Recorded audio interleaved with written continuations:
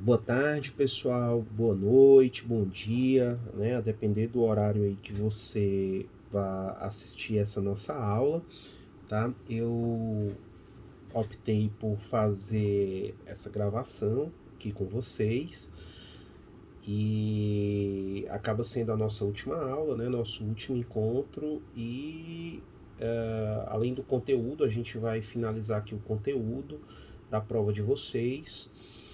Vocês sabem que essa última prova, ela contém 20 questões, né? Ela é até chamada de prova colegiada. Quando ainda estávamos nas aulas presenciais, era uma prova que já vinha encaminhada de Recife, ela procura abordar todo o conteúdo do semestre. Então, assim, a gente vai manter o mesmo formato, né, o mesmo formato quando era do presencial, com as 20 questões. A gente vai abordar alguns temas estudados no título terceiro, que é o título da organização político-administrativa do Estado brasileiro. Temas como nós vimos, como federalismo, a competência entre os entes, né? Mas nós vamos procurar abordar, dar mais preferência nessa prova para esse assunto do segundo bimestre, que é sobre a organização dos poderes, separação de poderes, poder legislativo. Então nós vamos procurar enfatizar mais esse conteúdo, tá? A prova ela não vai estar difícil. Eu já verifiquei que muitos de vocês estão com notas excelentes, então ninguém está indo, que eu tenha recordação, ninguém está indo para esta prova precisando recuperar uma nota ou alguma coisa do tipo. Então, sim, vocês podem fazer a prova com muita tranquilidade, a gente só vai estar cobrando aquilo que a gente trabalhou em sala de aula, não tem nenhuma questão de natureza complexa, de tudo dentro dos temas por nós estudados. Não haverá surpresas, não haverá.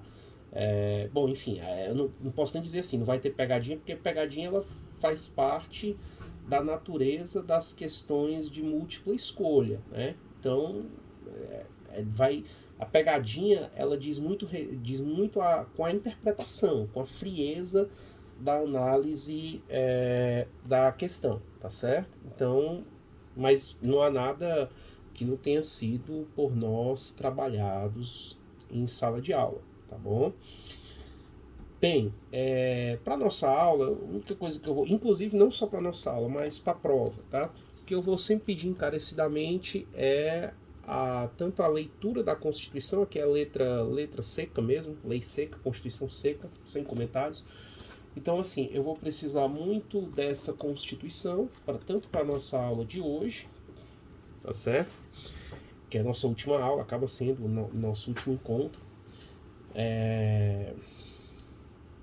E uma coisa importante, que antes que eu me esqueça, é que como nós estamos com uma aula sem a interação de vocês pelo sistema do Microsoft Teams, eu quero deixar aqui aberto que alguma dúvida em relação à aula que eu estou ministrando, a esse conteúdo aqui estudado, vocês encaminhem para a liderança da turma, que eu posso mandar um áudio ou uma resposta por escrito para essa questão, tá certo? Então, fiquem à vontade em relação a isso, aí até a data da prova de vocês, tá? Então, de posse da Constituição. Uma outra coisa também, eu gostaria de agradecer, tá? A atenção de todos durante as aulas, quem pôde assistir, quem pôde participar. Foram questionamentos muito enriquecedores para as nossas aulas, tá? Eu, particularmente, as perguntas iam tornando a aula mais interessantes, tá? Me desculpo se eventualmente ficou algo, houve alguma falha, alguma lacuna, tá certo? Mas desde já desejo boas férias a todos e continuem com os estudos de vocês, que cremos que vai dar tudo certo, tá certo? Então é isso, né? Sem mais delongas, vamos aqui discutir uns temas. Começando com um tema que está bem em voga, bem na moda, né? Que é o tema comissões, até por força da CPI. Então, assim, antes de abordar a CPI, eu vou aqui falar brevissimamente, porque a Constituição, ela tem lá no seu artigo 58, ela trata de comissões de um modo geral, comissões, tanto que é das comissões. Então, só para que se entenda isso, eu já falei alguma coisa, mas agora eu vou assim tentar enfatizar, né? Pessoal, as duas casas legislativas, Câmara e Senado, elas têm comissões que são permanentes e comissões temporárias. Essas comissões ditas permanentes, elas são comissões temáticas. Elas são comissões que existem seja para fiscalizar alguma atividade ou alguma até política governamental, como também são comissões que existem para ampliar, aprofundar um estudo em determinada área. Isso fica facilmente visível se alguém tiver curiosidade de assistir em algum momento durante o dia, principalmente pela manhã, a TV Câmara ou a TV Senado, porque essas comissões que são formadas no âmbito das casas, elas têm um tema específico. Então você vai ter tanto no âmbito da Câmara quanto do Senado. Eu vou dar alguns exemplos. Comissão de Educação, Comissão de Saúde, Comissão de Esportes, Desporto, Comissão de Relações Exteriores, Comissão do Meio Ambiente. Então, assim, dentro dessa temática, tá? Dentro dessas comissões, elas podem atuar no sentido de realizar audiências públicas com especialistas relativos ao tema da comissão, convocar o ministro de Estado para prestar um esclarecimento. Então, por exemplo, convocar o ministro da Fazenda, o ministro da Economia, o ministro do Meio Ambiente, enfim, convocar algum ministro para dar esclarecimentos em relação à sua pasta ou alguma política que vá ser implantada. Essas comissões, elas também podem receber petições, reclamações, tá certo? De qualquer pessoa, né? Inclusive contra atos ou omissões de autoridades, ok? E pode solicitar o depoimento de qualquer autoridade ou cidadão. Então, aí você vê que há uma amplitude, né? Do papel, da atuação. Isso vai dizer respeito, inclusive, na forma do regimento, a aprovar projeto de lei ou não, né? Nem todos os projetos de lei, claro, porque isso tem que ficar a cargo do regimento, até porque a grande maioria dos temas que são votados em relação ao projeto de lei, eles passam por votação em plenário, ok? Pois bem, mas, obviamente, a parte quando se fala em comissão, mais falada, mais propalada, mais conhecida, são as famosas CPIs, né? CPI é a sigla para Comissão Parlamentar de Inquérito, ok? Comissão Parlamentar de Inquérito, CPI. Então, CPI, ela já existe de longa data, né? Comissões parlamentares de inquérito, a gente sabe como elas começam, nunca sabemos como elas terminam. Algumas não dão em nada e outras provocam, né, grandes burburinhos, vamos colocar assim, na República, né? Já tivemos um caso célebre aqui, CPI do caso PC Farias, Comissão Parlamentar de Inquérito, investigava em 92 o tesoureiro da campanha do presidente eleito em 89, que assumiu em 90, o Collor. Mas essa CPI ela chega muito próximo do presidente da República. E a partir dos desdobramentos dessa CPI é que vão se começar com protestos generalizados, país afora, que vai acabar culminando com o pedido de impeachment e a posterior condenação pelo Senado Federal do presidente Collor, né? Enfim, tivemos várias CPIs. A CPI normalmente ela fica conhecida por uma sigla que é para resumir o tema, né, da CPI. Então, CPI ela pode efetivamente causar muito estrago. As CPI, as Comissões Parlamentares de Inquérito, elas são reconhecidas tanto doutrinariamente quanto a nível constitucional, como um direito das minorias. Por que falar em direito das minorias? A gente já vai explorar melhor os requisitos constitucionais para uma deflagração de uma comissão parlamentar de inquérito, mas a primeira coisa que eu já adianto é que a CPI ela tem um requerimento de 1/3 dos parlamentares, sejam eles da Câmara, sejam eles do Senado, para tem esse requerimento de 1/3 seja para constituir, né, a CPI, melhor dizendo, para a sua própria constituição. Então, a gente chama que é direito das minorias, porque se você observar, via de regra, né, 1/3 que quer uma comissão para investigar algo que tenha relação com o governo, uma política de governo, algo nesse sentido, 1/3 é a minoria, se vocês observarem. Vamos supor que o governo ele detém o controle de 2/3 ou pouco menos de 2/3. Então ele tem a ampla maioria. Então para ele não é interessante que haja uma investigação, porque a depender da evolução da CPI, ela pode paralisar um governo. Então muitas vezes a situação ela não tem interesse. Então acaba sendo um direito de minoria. E essa minoria, ela muitas das vezes responde como uma oposição, tá certo? Por isso que CPI, se você ouvir essa expressão, direito das minorias é uma expressão correta, tá? Uma expressão correta para designar a CPI, porque no nosso chamado presidencialismo de coalizão é uma expressão que é dada pelo nosso cientista político, um cientista político brasileiro chamado Sérgio Abranches, né, que ele até escreveu um livro, esse livro está até aqui atrás, não vou puxar aqui, mas ele está bem aqui, logo aqui nessa prateleira. Se chama presidencialismo de coalizão, como se refere presidencialismo como o nosso, brasileiro, que é um presidencialismo muito problemático, porque o governo, num afã de constituir maiorias parlamentares, e essas maiorias elas têm 3 finalidades básicas. A ideia de você constituir uma ampla maioria nas casas legislativas, na Câmara e do Senado. Três finalidades básicas. Tempo de TV em período eleitoral, né?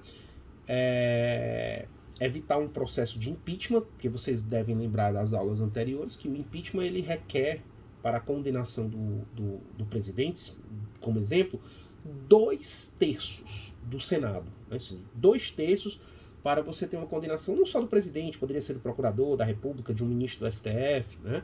Você precisaria de 2/3. Então, 2/3 é uma maioria muito qualificada. Então, se você consegue, em tese, se você consegue esse contingente, você não vai ter como ter uma condenação por impeachment, né? Então, isso dá uma maior tranquilidade ao segmento do governo. E uma outra razão que eu apontaria é justamente essa. Se você faz esse presidencialismo de coalizão para evitar CPI.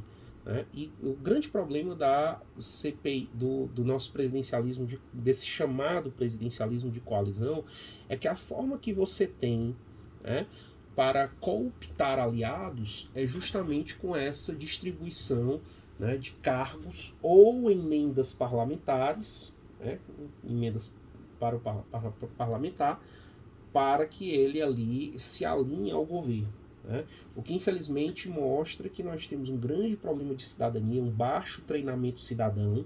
A nossa democracia ela é muito verdinha, né? Uma democracia de pouco mais de 30 anos, e esse está sendo o maior, incrivelmente, por incrível que pareça, está sendo, dentro da história republicana brasileira, o nosso maior período de democracia. E a história brasileira não é fácil, é uma história, tá, de viés autoritário. Tá? Então, esses pouco mais de 30 anos tem sido, desde a fundação da República, um período de maior período democrático, e que vem resistindo com solavancos, né? Com solavancos. A ideia preferencial é que aí seria, talvez comentando isso aqui em debate, alguém diz, professor, isso é uma utopia, né? Mas como tem um verso do poeta Mário Quintana, se as coisas são inatingíveis, não é motivo para não querê-las, que tristes seriam os caminhos se não fosse a presença distante das estrelas.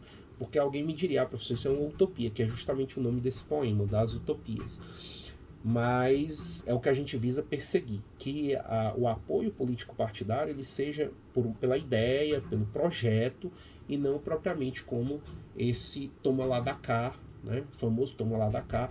É até uma frase famosa que surgiu, se eu não me engano, o ministro dos transportes do governo Sarney, ele disse que vinculou essa ideia do governo àquele ideário de São Francisco, é dando que se recebe, tá? Então, é esse dando que se recebe que tem aí percorrido ao longo da nossa trajetória política. Pois bem, então, vamos aqui detidamente analisar a questão das CPIs, quais são as exigências constitucionais. Eu já até antecipei, a primeira exigência é o requerimento de 1/3. Professor, 1/3 da Câmara e Senado, ou 1/3 da Câmara ou do Senado, tá? Pessoal, é o seguinte, as CPIs, elas podem ser CPIs ou CPMI. Qual é a diferença? CPI é a chamada Comissão Parlamentar de Inquérito, e a CPMI é a mesma coisa, só que ela vai, em vez de ter ou membros da Câmara ou do Senado, ela vai ter membros da Câmara e do Senado. Comissão Parlamentar Mista de Inquérito. Porque essa CPI ou CPMI ela pode se formar no âmbito das duas casas, quando ela tem tanto deputados e senadores, quanto ou uma ou outra, ou uma CPI no âmbito da Câmara ou uma CPI no âmbito do Senado Federal. Tá? Então isso vai ter essa diferenciação. Pode ser uma ou pode ser outra. Pode ser Comissão Parlamentar de Inquérito, para ficar no exemplo da que está atualmente, aí, que é essa para investigar o tratamento da Covid no Brasil. Ela se realiza no âmbito do Senado Federal. Tá? Então, o que aconteceu? Lá houve um requerimento de 1/3 dos senadores. O nosso Senado tem 81 senadores, são 3 senadores por estado da federação.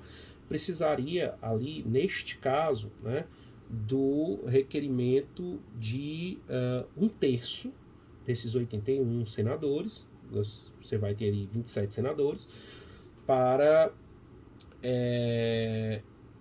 propor a criação da CPI. Os senadores, quando eles se reúnem com a Comissão Parlamentar de Inquérito, diz a Constituição que eles têm poderes de investigação próprio das autoridades judiciárias. Tá? Uma expressão que particularmente não é aceita de forma unânime, porque no direito brasileiro o juiz ele julga, ele não investiga. Quem investiga é a polícia, é o Ministério Público. Tá? Mas, vamos lá, tem poderes de investigação próprio das autoridades judiciárias, então CPI tem muitos poderes, né, tanto de convocação, quanto de determinar algum tipo de quebra de sigilo telefônico, sigilo fiscal, mas a CPI, a gente costuma dizer, uma expressão técnica, ela se submete à reserva de jurisdição. O que é isso? CPI se submete à reserva de jurisdição. Quer dizer que aquilo que a Constituição determina que seja se possa realizar só com decisão judicial, a CPI ela não tem esse poder. Vou dar um exemplo, uma interceptação telefônica. Interceptação telefônica só pode ser determinada a partir de uma decisão judicial, e fora outros requisitos, né, quando é imprescindível para as investigações, crimes punidos com reclusão e tal. Então, a interceptação, que é o quê? Um terceiro que tem contato com um diálogo travado em duas pessoas, tá? Intercepta o teor da conversa, e isso só pode ser feito por decisão judicial. Então, logo, a CPI não tem essa prerrogativa constitucional para fazê-lo, tá bom? Ela pode fazer o quê? Ela pode representar o juiz e pedir que seja decretada uma intervenção, uma busca e apreensão, se for o caso, mas ela não pode diretamente determinar, tá bom? Porque se submete à reserva de jurisdição, ok? A CPI, ela é criada para apurar fato certo e determinado. O que significa isso? Desculpa, fato determinado por prazo certo. É porque não pode criar uma CPI genérica. Exemplo, já que CPI não é tão fácil criar, vamos criar uma CPI para investigar a Covid, para investigar o meio ambiente, para investigar o sistema tributário nacional. 3 assuntos, tá vendo? Não é possível, tá? Porque a CPI ela deve se restringir a um assunto. Então, isso aqui é um fato determinado. Não criar a CPI de forma abstrata. Porque quem quer investigar tudo acaba não investigando nada. E a CPI ela deve ter um prazo certo, porque ela não pode ficar indefinidamente, né?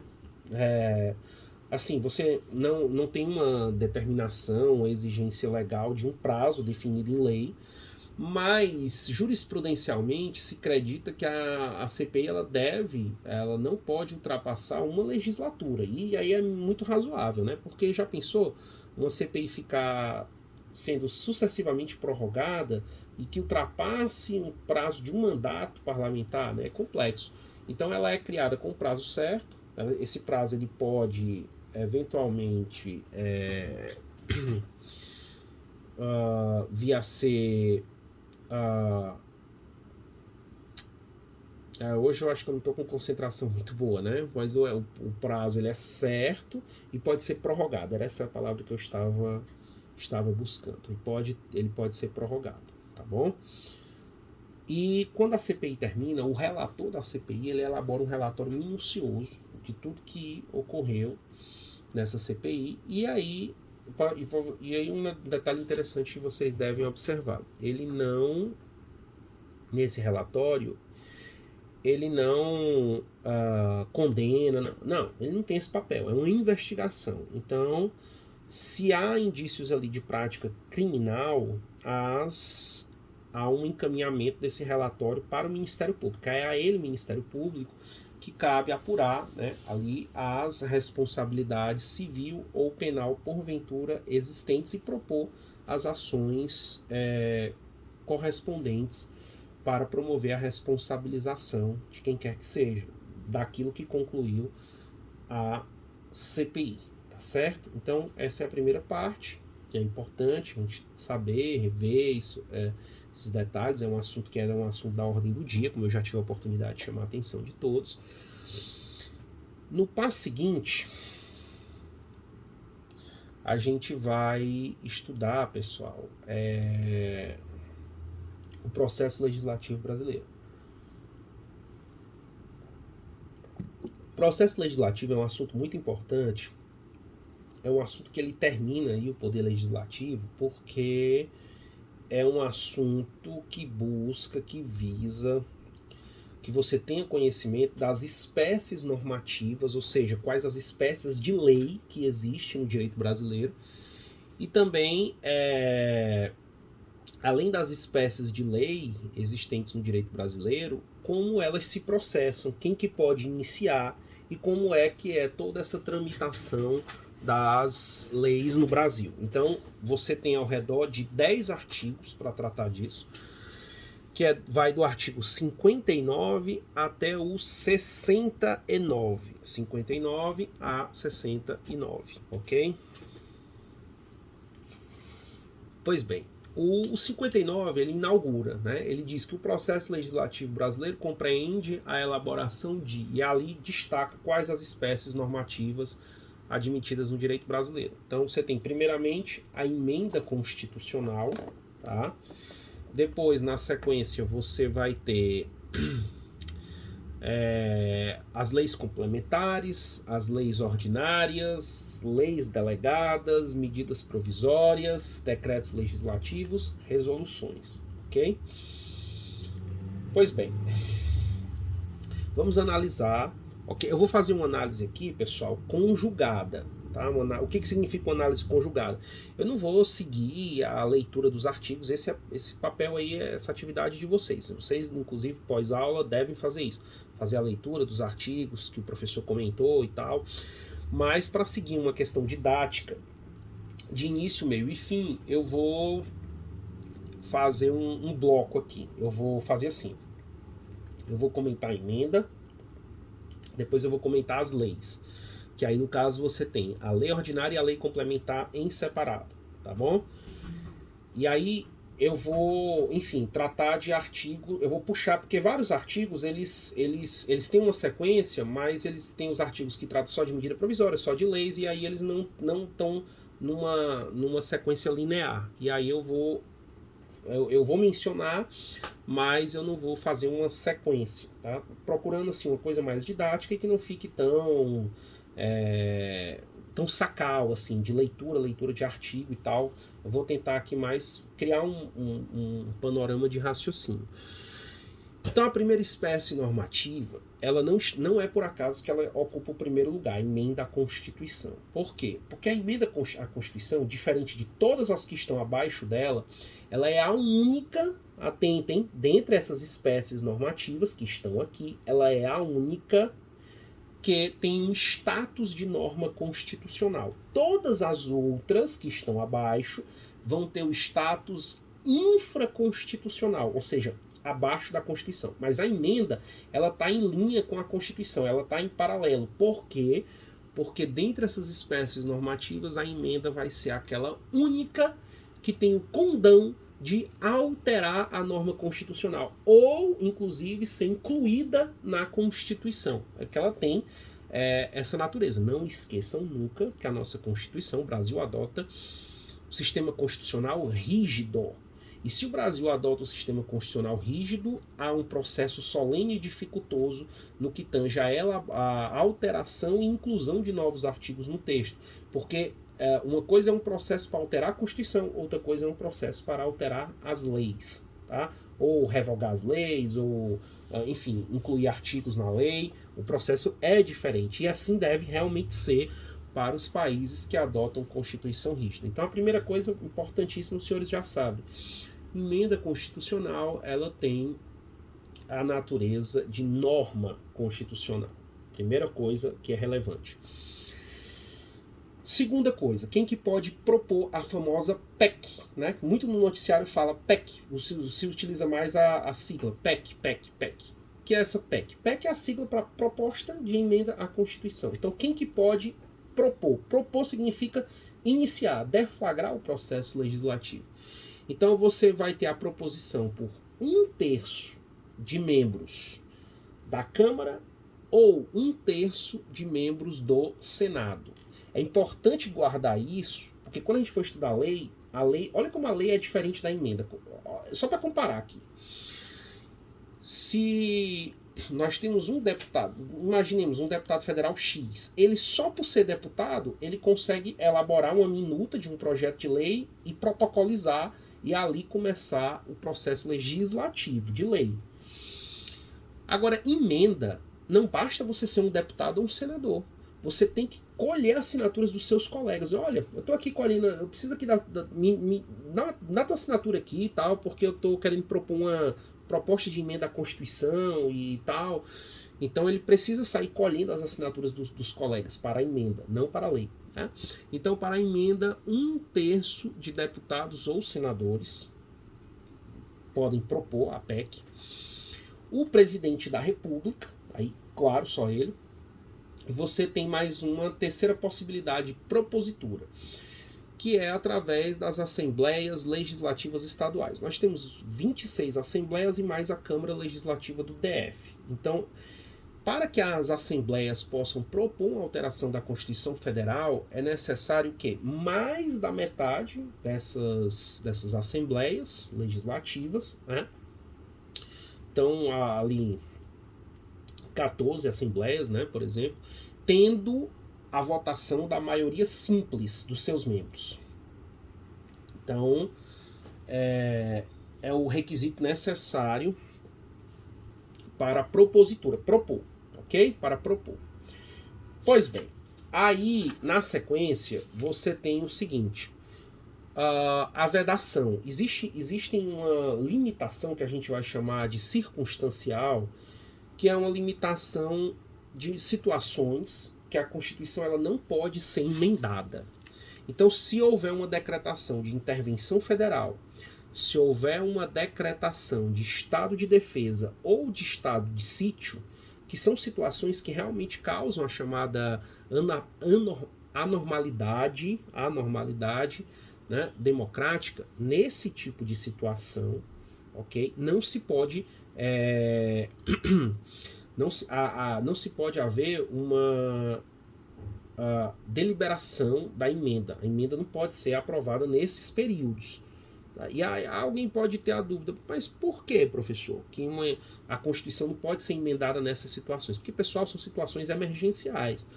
E se estamos diante de situações emergenciais, é plausível que a Casa Legislativa, a Casa da Representação Popular, a Casa da Representação dos Estados, esteja envolvido com a solução do problema. Tá? Então, não pensar em questões outras, né? Ou seja, a Casa deve reunir forças ali naquele momento para resolver esse problema e não se preocupar com temas laterais, transversais. Tá? Essa é uma razão, perfeito? Então, o passo seguinte é a gente analisar como é o quórum para votar e, enfim, ser aprovada uma emenda à Constituição. Qual seria o quórum? Como é o processo? Depois de encaminhada a proposta, seja pelo presidente, seja por um terço dos deputados ou senadores, ou até pelas assembleias legislativas, ela, para ser aprovada, ela tem que ser votada em 2 turnos, em cada casa do Congresso Nacional. Então, exemplo, uma PEC proposta, ela vai passar por uma votação na Câmara dos Deputados. Se ela consegue ali 3/5, que é 60% dos votos, foi aprovada em primeiro turno. Há um interstício, normalmente 10 dias, e ela volta novamente a ser votada, ok? E aí, se ela consegue novamente os 3/5, teve a votação em 2 turnos, agora ela vai para outra casa legislativa, que no caso é o Senado Federal. Lá no Senado, ela vai passar por novo sistema de votação.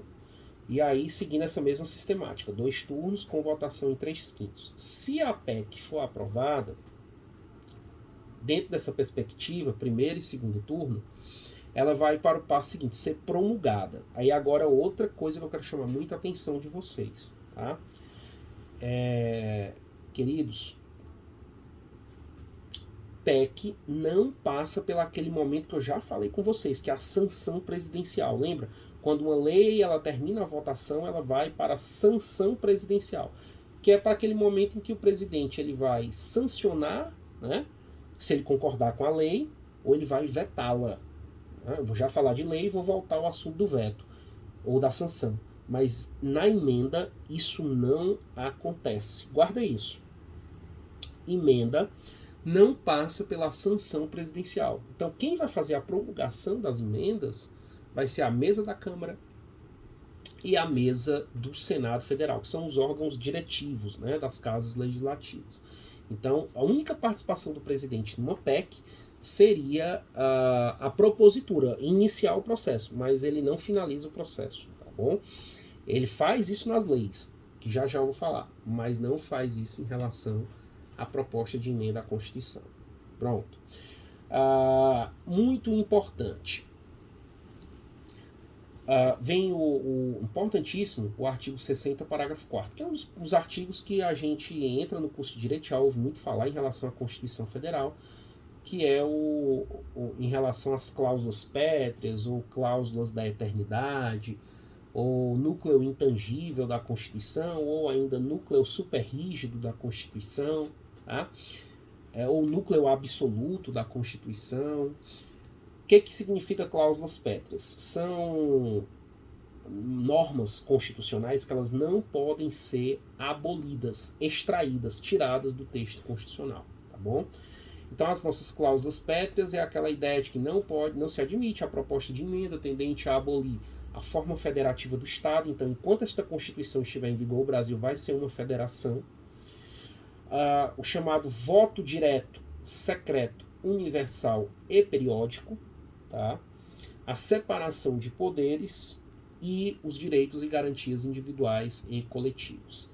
Esse núcleo ele não pode ser extirpado da Constituição.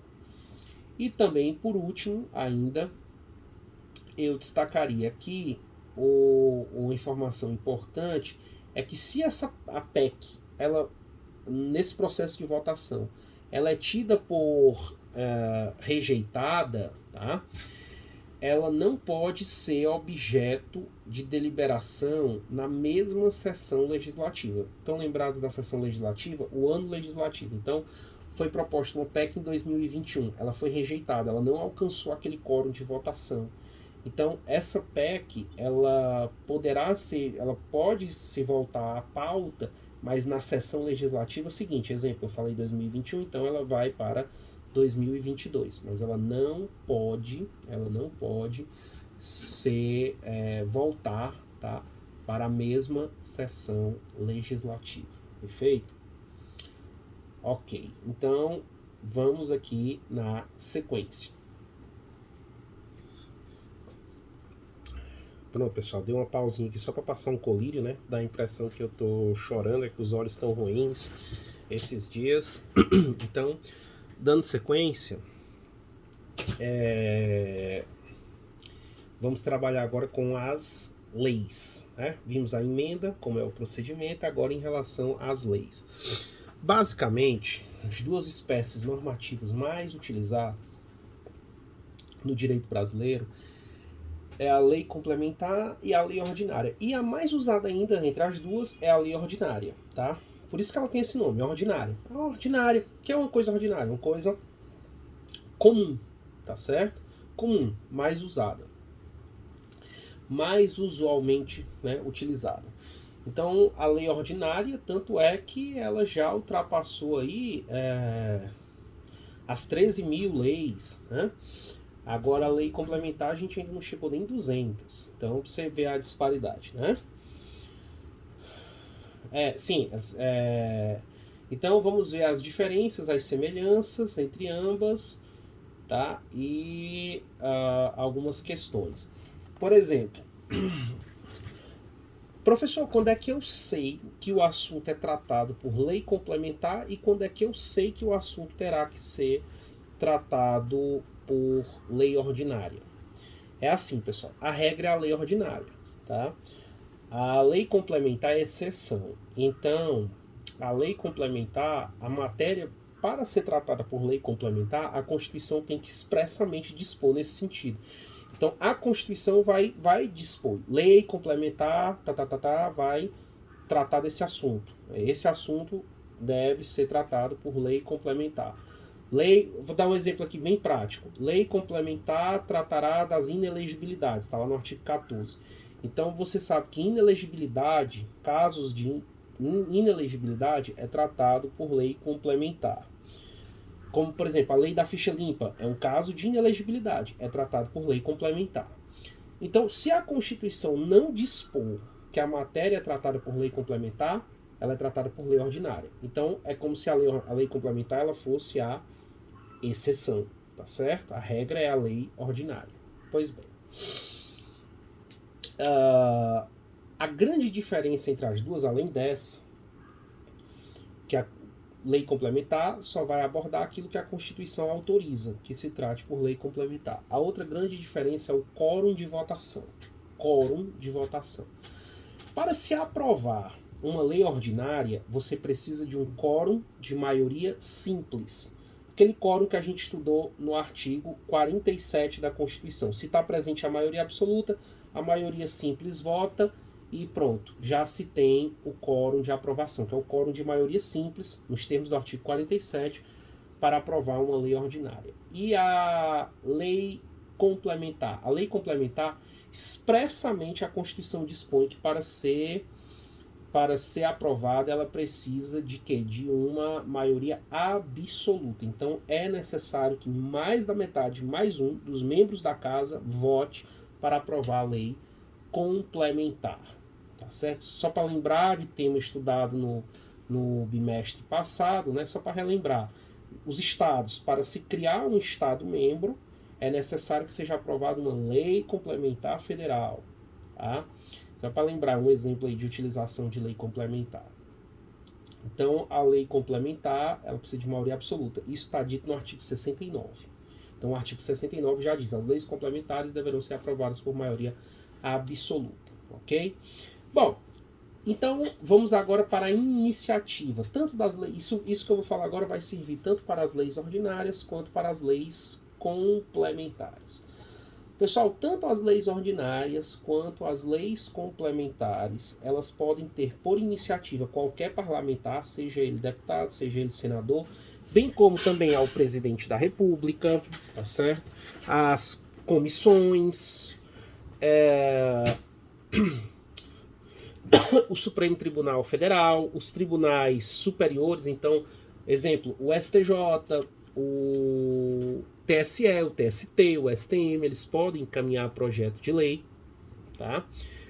O Supremo Tribunal Federal e até mesmo o Procurador-Geral da República e os cidadãos. Já ouviram falar, né? Projeto de iniciativa popular das leis. A própria ficha limpa que eu falei agora há pouco, ela nasceu como um projeto de iniciativa popular.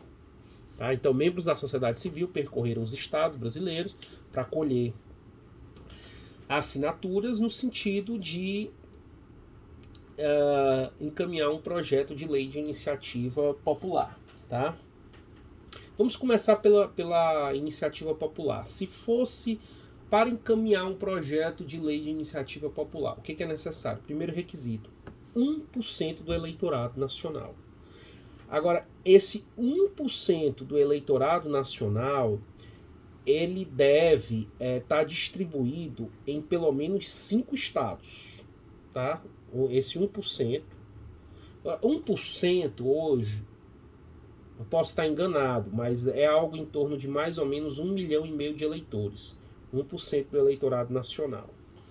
Isso é dizendo isso com base nas últimas eleições, tá? 1% do eleitorado nacional. Então esse 1%, esse 1,5 milhão de assinaturas, ele tem que estar distribuído em pelo menos 5 estados, pode ser mais, mas esse é o mínimo. E também ainda é necessário que em cada um desses 5 alcance pelo menos 0,3%, né? 0,3% do eleitorado, pelo menos isso. Então essas hipóteses aí são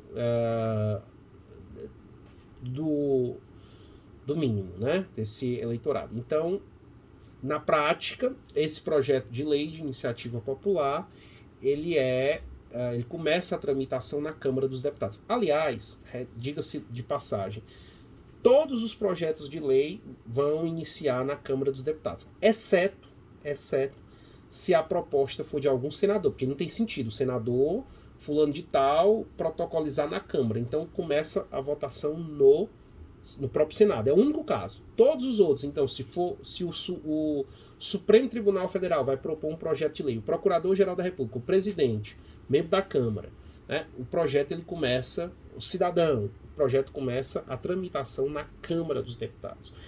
E aí outra questão também relevante. Esse projeto de lei que começa a votação na Câmara, ele passa pelas duas casas em um só turno de discussão e votação. Isso é uma grande diferença em relação às emendas. Isso está dito lá no artigo 65, né? O que vai falar que o projeto ele passa por uma revisão, é votado numa casa, vai para revisão na outra casa, é um só turno de discussão e votação. Se ele sofrer alguma alteração, ele volta, tá certo, para a casa que se iniciou. Na prática é assim: o projeto foi aprovado na Câmara, foi para o Senado.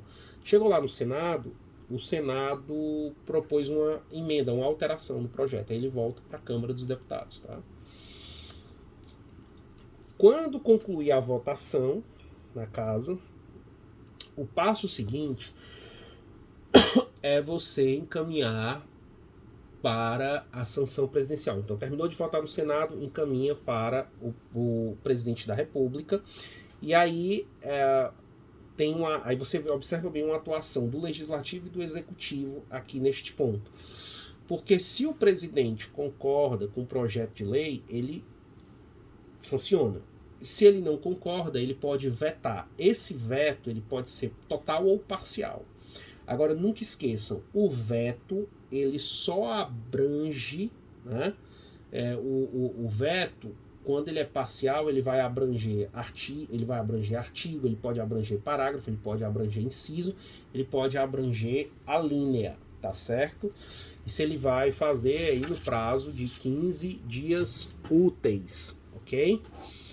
E aí tem uma coisa interessante, se passar esses 15 dias, né, que diz a Constituição, decorrido o prazo de 15 dias, o silêncio presidencial, importa sanção. Uma coisa interessante, isso também está no artigo 66 da Constituição. Se você tiver dificuldade em memorizar isso, pensa assim, ó.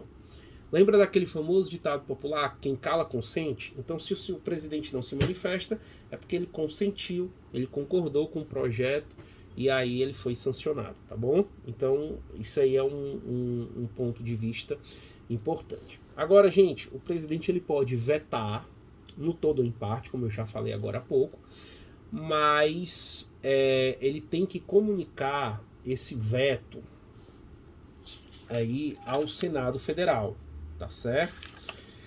E, no caso, pode haver a derrubada do veto. Esse veto ele não é absoluto. Esse veto ele pode ser derrubado. Ele comunica em 48 horas o presidente do Senado acerca dos motivos do veto, ok? E aí, esse veto ele vai ser apreciado em sessão conjunta. A sessão conjunta é Câmara e Senado, ok? E aí, se a maioria absoluta de deputados e senadores entender por derrubar o veto, derruba o veto e encaminha novamente o projeto ao presidente. É bem curioso esse fato da Constituição, eu acho, porque assim, o presidente veta, aí eu vou lá, Senado, né, sou comunicado, presidente do Senado, 48 horas eu sou comunicado. Aí eu pego esse veto e encaminho para uma sessão, para ser apreciado por uma sessão conjunta. Eu que já derrubei, esse meu veto pode ser derrubado e eu vou lá promulgar, né? E aí a Constituição dá uma saída, que se o presidente nessas 48 horas ele não promulgar, vai caber ao presidente do Senado fazê-lo. E se o presidente do Senado não faz, o vice faz, tá? Promulga, ok? Então, outro ponto também que não se pode ser esquecido a respeito dessa discussão das leis é que existem certos projetos de lei que tem iniciativa privativa do presidente da República. Isso é importante. Por quê? Porque somente ele, sobre essas matérias, é que pode deflagrar, iniciar o processo. Então não basta nem você ser deputado ou senador. Essas matérias a Constituição reservou ali a competência ao presidente. Aí eu vou pedir permissão, senhores, para fazer a leitura. Elas vão estar, essas matérias, no artigo 61, parágrafo 1º, tá?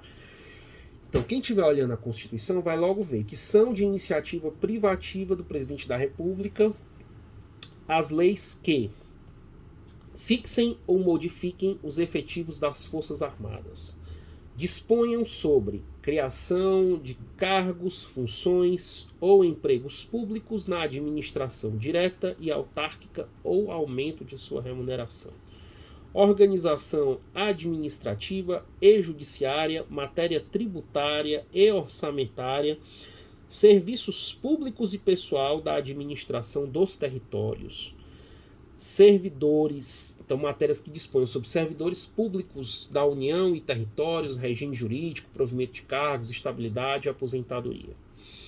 Organização do Ministério Público e da Defensoria Pública da União, bem como normas gerais para a organização do Ministério Público e da Defensoria Pública dos Estados, Distrito Federal e territórios. A criação e extinção de ministérios e órgãos da administração pública, né, observado o disposto no artigo 84º.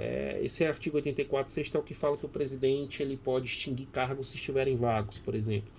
Militares das Forças Armadas, seu regime jurídico, provimento de cargos e promoções, estabilidade, remuneração, reforma e transferência para a reserva. Então essas matérias que eu acabei de ler compete ao presidente encaminhar o projeto de lei para as casas legislativas, tá bom? Bom, ainda nós temos ainda dentro dessa sistemática do processo legislativo, nós vamos ter as medidas provisórias. É importante conhecer as medidas provisórias, muito importante. Nós temos um artigo inteiro para falar das MPs, das medidas provisórias. Artigo 62, né, que se subdivide em 12 parágrafos. Pessoal, a medida provisória, apesar do nome, ele ainda é um resquício autoritário do Brasil, tá?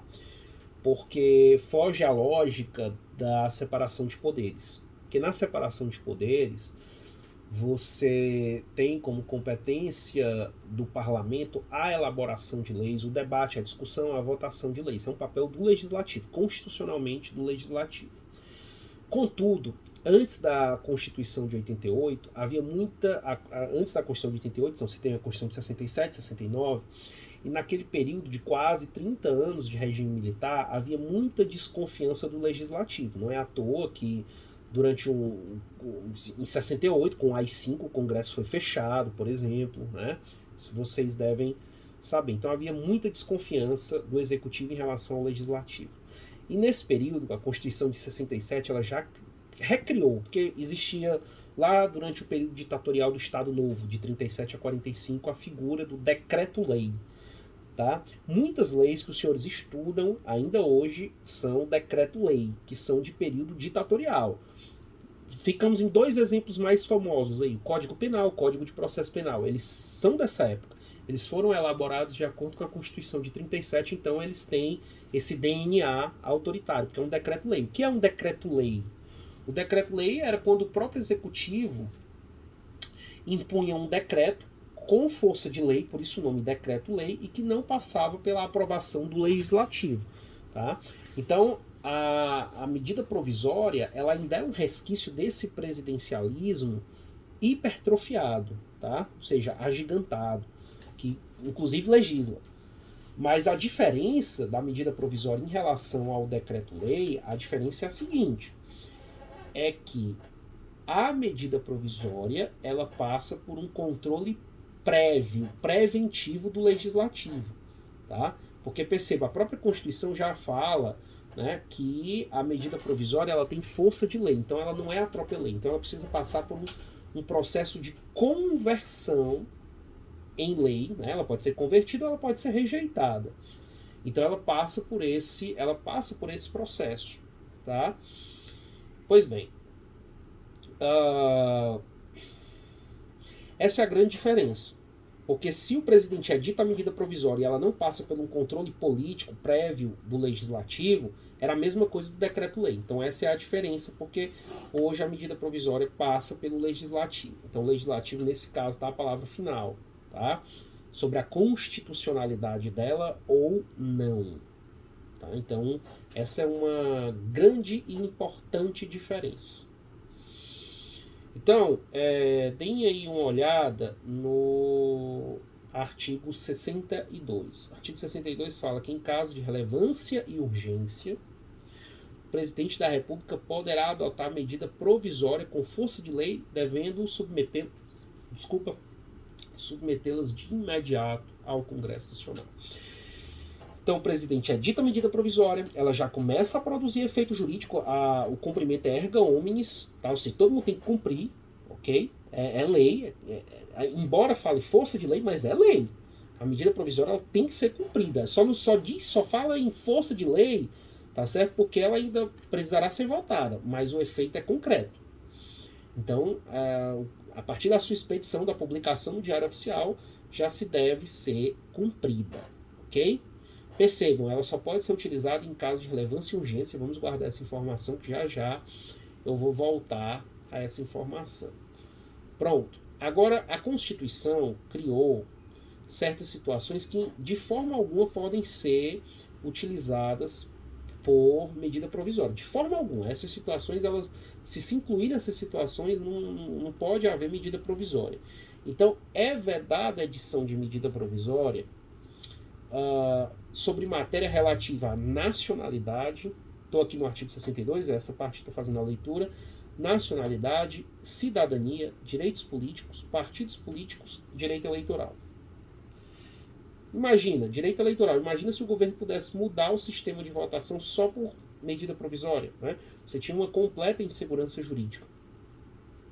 Direito penal, processual penal e processual civil. Perigosíssimo isso aqui se fosse tratado por medida provisória. Imagina o presidente da República, por medida provisória, né, tipificando condutas no Código Penal. Organização do Poder Judiciário do Ministério Público, carreira e garantia de seus membros. Imagina que por medida provisória aí fosse modificar a organização do Judiciário e do Ministério Público. Tá? E aí também por matéria orçamentária, que são os planos plurianuais, diretrizes orçamentárias, orçamento, créditos adicionais e suplementares. Muito cuidado com a ressalva que está aqui, ressalvado o previsto no artigo 167, parágrafo 3º. Esse artigo 167, parágrafo 3º, ficava ali escondidinho, mas ele está sendo muito lembrado por força do momento que nós vivemos. Porque é esse artigo 167, parágrafo 3º, que em situações excepcionais, então de calamidade, de interesse público, como uma pandemia, uma situação dessa natureza, permite que o governo, por medida provisória, abra créditos suplementares extraordinários, que é justamente são situações de calamidade, guerra, né, para atender aí essas exigências. E muito importante também o inciso segundo, né, não se admite medida provisória, gente, que vise a detenção ou sequestro de bens de poupança popular ou qualquer outro ativo financeiro. Talvez assim, eu vou tentar contextualizar por que existe essa vedação constitucional. Ela não veio com a redação original da Constituição, ela veio a posteriori. E a razão para ter aparecido essa vedação, medida provisória que detém o sequestro de poupança popular, é para que não se aconteça mais o que aconteceu em 90 com a edição do Plano Collor. Talvez muitos de vocês são jovens, mas talvez os pais ou avós lembrarão, caso vocês perguntem. Em 90 foi baixado o Plano Collor e para conter a hiperinflação do período, inflação absurda, galopante, coisa de 80% ao mês, fez-se o seguinte, tentou-se tirar o dinheiro de circulação, tá? E aí quem tinha mais de, se eu não me engano, 50 mil cruzeiros no banco, em ativo, poupança popular, o governo sequestrou esse dinheiro. Não significa que o governo não devolveu, tá? Porque também tem muita injustiça aí, né? Ficou gravada essa frase, o Collor roubou o dinheiro do povo, não foi bem assim. O dinheiro foi devolvido, corrigido, 18 meses depois parcelado. Então isso aconteceu, mas realmente o plano consistia nesse sequestro dos ativos financeiros. Então, uma situação dessa não pode mais acontecer por medida provisória, tá? Porque foi do dia para a noite, todo mundo foi pego no dia seguinte de surpresa. Também não se pode tratar por medida provisória matéria submetida à lei complementar. Tá? Então, matéria submetida à lei complementar não pode ser tratada por medida provisória. E também, por último, entre essas vedações, não se pode tratar por medida provisória projeto de lei que já... Desculpa, não se pode tratar por medida provisória assunto que já está tratado em lei e que essa lei já, inclusive, já está aprovada e só dependendo da sanção ou veto do presidente da República. Realmente isso não tem sentido. Imagina que o parlamento aprova uma lei, vota uma lei, encaminha para o presidente sancionar ou vetar e o presidente vai sobre esse mesmo assunto e, bum, expede uma medida provisória. Né? Não teria muito cabimento, nem muito sentido isso. Coisas importantes a respeito de medida provisória. Vamos lá, alguns temas que são importantíssimos. Olha, medida provisória ela tem um prazo legal para a sua existência. Prazo constitucional é 60 dias. Medida provisória tem um prazo de 60 dias. Professor, é só 60 e pronto? Não tem exceção? Tem exceção. O prazo é 60 dias. Tá? Mas pode ser mais de 60? Pode, da seguinte forma. A medida provisória, tão logo ela é publicada, ela deve imediatamente ir para o Congresso Nacional, como eu já falei com vocês aqui, já mostrei.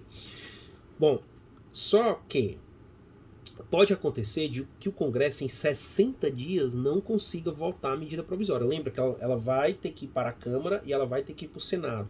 Ela vai ter que ser avaliada as questões, inclusive, constitucionais. Lembra que medida provisória, além daquelas vedações, ela tem que ser relevante e urgente. Então o Congresso vai analisar tudo isso. Ela é relevante, ela é urgente, esse assunto poderia ser tratado por medida provisória e vai passar por um processo de votação. Então vai dizer a Constituição que se chegar no 45º dia, essa medida provisória não tiver sido aprovada, ela vai entrar no regime de urgência. O que significa o regime de urgência? Pessoal, o regime de urgência, via de regra, ele tem o poder de parar a pauta. Então é assim, tem as sessões ordinárias, sessões do dia a dia. Passou no 45º dia, tem medida provisória para ser votada. Opa, não vamos discutir esses projetos aqui não, vamos parar isso aqui agora para a gente discutir a medida provisória, para saber sobre a conversão ou rejeição da medida provisória em lei. É isso que a gente fala com relação ao trancamento da pauta, tá certo? Que é a questão da urgência. Bom, pode acontecer, pessoal, que nem mesmo no 45º dia, entrando em regime de urgência, a medida provisória seja aprovada. Isso pode acontecer. Então, pensando nisso, a Constituição autoriza que ela seja prorrogada por mais 60, para que se ultime a votação. Aí a grande pergunta, que pode ser assim uma casquinha de banana em prova, né? Grande pergunta é a seguinte: prazo máximo da medida provisória desse jeito seria os 120 dias, que é 60, prorrogáveis por mais 60? Eu diria que poderia ser até um pouco mais. Tá? Por quê? Porque a Constituição vai dizer, você vai fazer a leitura do 62 atentamente, e lá você vai encontrar o seguinte, que estes prazos, 60 dias, podem se prolongar caso eles recaiam em período de recesso. Então, a gente sabe que os períodos de reunião do Congresso Nacional, né, quem lembra aí do artigo 57, né, as reuniões elas vão de 2 de fevereiro a 17 de julho. Então, entre 18 de julho até 1º de agosto ali, você tem um recesso. E aí retoma os trabalhos 1º de agosto a 22 de dezembro. Então, de 23, vamos supor que termine esse prazo vai dar ali no dia 23 de dezembro. Tá? Então, 23 de dezembro não tem atividade parlamentar. Só retorna em 2 de fevereiro. Então, teria ainda esse prazo de vigência da medida provisória. Tá certo? Bom, se a medida provisória ela for rejeitada, aí existem 2 situações. O Congresso deve editar um decreto legislativo. Eu vou já falar um pouco mais detido sobre o decreto legislativo, mas não esqueçamos disso. Decreto legislativo, só o Congresso pode fazer uso dele. O presidente não tem nada a ver com o decreto legislativo. Tá bom? Decreto legislativo é uma espécie normativa exclusiva do Congresso Nacional. Então, o presidente da República, ele vai lá, tá? E o Congresso rejeita a medida provisória, ele deve expedir um decreto legislativo para determinar como é que vão ficar as relações jurídicas do período em que a medida provisória esteve em vigor. Tá? Ele deve. Se ele não fizer isso, fica como estão. O que produziu a medida provisória naquele período, o que produziu. Ficou por isso mesmo. Tá bom? E uma última coisa que eu gostaria de falar é que a medida provisória que implique, né, a instituição ou majoração de impostos, imagina uma medida provisória instituindo um imposto, um tributo, né, só vai produzir efeitos no exercício financeiro seguinte se houver sido convertida em lei até o último dia daquele em que foi editado. Então, o presidente da República vai editar uma medida provisória, criando um novo tributo, mas para valer só para o ano que vem, caso ela seja convertida em lei até o final desse ano. Vocês estudarão em direito tributário, que isso nada mais é que um princípio da anterioridade tributária. Você cria uma lei criando um novo tributo, mas esse tributo ele só vai iniciar a cobrança no exercício financeiro seguinte, tá bom? Agora, claro que essa medida provisória, ela tem algumas exceções, que são nos tributos ali do artigo 153 de está dito na Constituição, inciso 1º, 2º, 4º, 5º, 154, 2, tirando esses casos, isso que eu expliquei agora há pouco, tirando esses casos. Estes casos que eu citei aqui envolvem o imposto de importação, imposto de exportação, imposto de operação financeira, para ficar em alguns exemplos, que o governo pode utilizar isso como política pública. Exemplo, o governo reduz o IOF, o imposto financeiro, sobre a venda de determinados produtos eletrodomésticos ou da indústria automobilística. Às vezes isso é utilizado como uma espécie de fomento para o consumo, aumentar o consumo, né? Se você possa consumir e tal, girar a economia. É uma situação que às vezes é utilizada como política econômica, ok? E outra coisa importante é vedada a reedição, essa que é importantíssimo, está no parágrafo 10. É vedada a reedição na mesma sessão legislativa, nunca esqueça, o ano legislativo, de medida provisória que tenha sido rejeitada ou tenha perdido a sua eficácia por decurso de prazo, ok? Então, exemplo, o presidente edita uma medida provisória, ela é rejeitada pelo Congresso, ou passou o prazo, não teve votação, e aí o presidente, vou editar novamente essa medida provisória. Ele não pode fazer isso. Ele pode fazer isso no ano seguinte, mas não no mesmo ano, tá bom?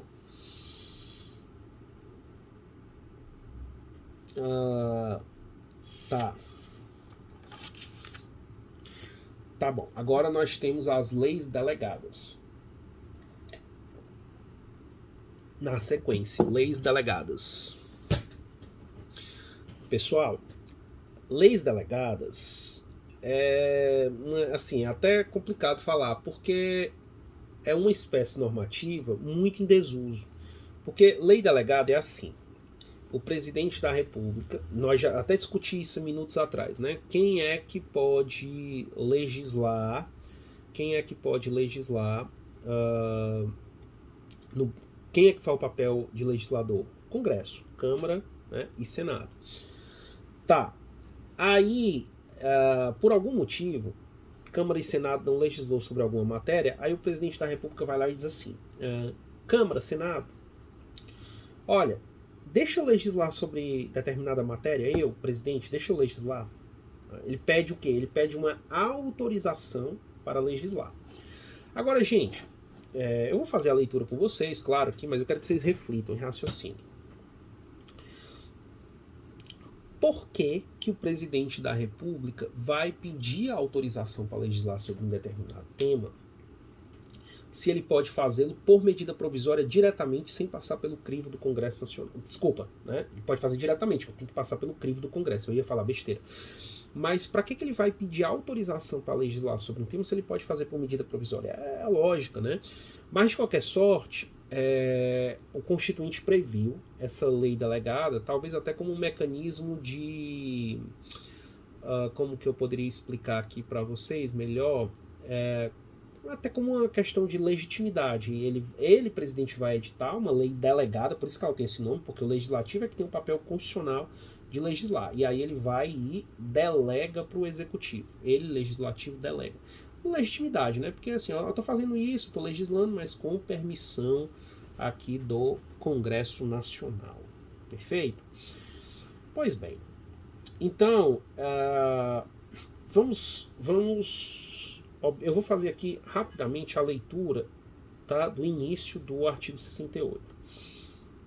As leis delegadas serão elaboradas pelo presidente da República, que deverá solicitar a delegação ao Congresso Nacional. Aí você tem o parágrafo primeiro com as vedações. Do mesmo jeito, são vedações muito semelhantes com as da medida provisória. Por isso que eu estou dizendo que é muito semelhante. Para que então que você vai utilizar a lei delegada, né? Então, não será objeto de delegação os atos que são de competência exclusiva do Congresso Nacional. Só para lembrar, o artigo 49. O artigo 49 é aquele que fala que têm competência exclusiva do Congresso Nacional, né? Ou os de competência privativa da Câmara e do Senado. Também não pode ser delegado, que é o 51 e o 52. E também matéria reservada à lei complementar. Lembrando que a gente estudou agora há pouco, medida provisória também não pode tratar de matéria reservada à lei complementar. Então não pode ser debatido e discutido por lei delegada, organização do Poder Judiciário, do Ministério Público, carreira e garantia de seus membros. Por medida provisória também não. Nem nacionalidade, cidadania, direitos individuais, políticos, eleitorais. Por medida provisória também não. Planos plurianuais, diretrizes orçamentárias e orçamento. Por medida provisória também não. Tá? Então, não tem muito sentido. Por isso que você tem pouquíssimas, quase inexistentes leis delegadas, por causa disso. Tá bom? E agora como é que funciona? Pode ser de duas formas. Tá? O Congresso ele pode utilizar da figura da resolução, e nessa resolução ele disciplinar, executivo, você pode legislar sobre isso, isso, isso e isso, tá bom?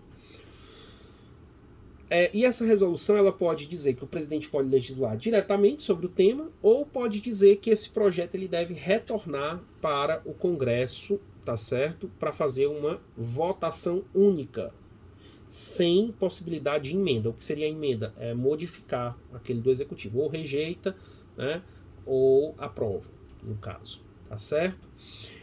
Então, sobre o processo legislativo, pessoal, é isso, tá certo?